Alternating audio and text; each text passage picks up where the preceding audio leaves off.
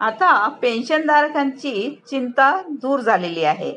तर वित्तमंत्री निर्मला सीतारामन यांनी पेन्शनधारकांसाठी खूप मोठा निर्णय घेतलेला आहे। तर तो निर्णय कोणता आहे त्याविषयी आता आपण पाहूया।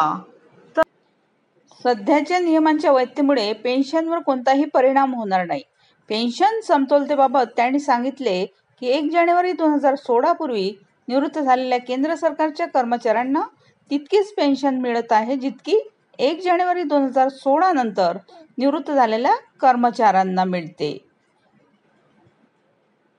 तर पेन्शन कपातीच्या भीतीने पेन्शन धारकांमध्ये चिंता निर्माण झाली होती, परंतु फायनान्स बिल 2025 नुसार त्यामध्ये बदल करण्यात आले। वित्तमंत्र्यांनी दिला दिलासा। वित्तमंत्री निर्मला सीतारामन यांनी दिला दिलासा।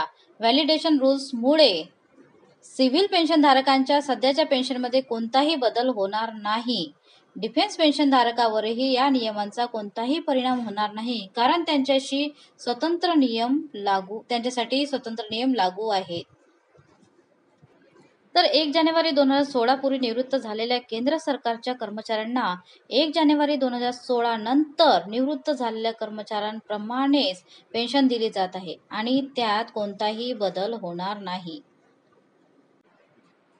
आता सध्याच्या पेन्शन नियमांची वैधता 6व्या वेतन आयोगाच्या शिफारशीवर आधारित आहे। आता हे नियम पेन्शनशी संबंधित कोणतेही नवीन बदल किंवा सुधारणा सुचवत नाही।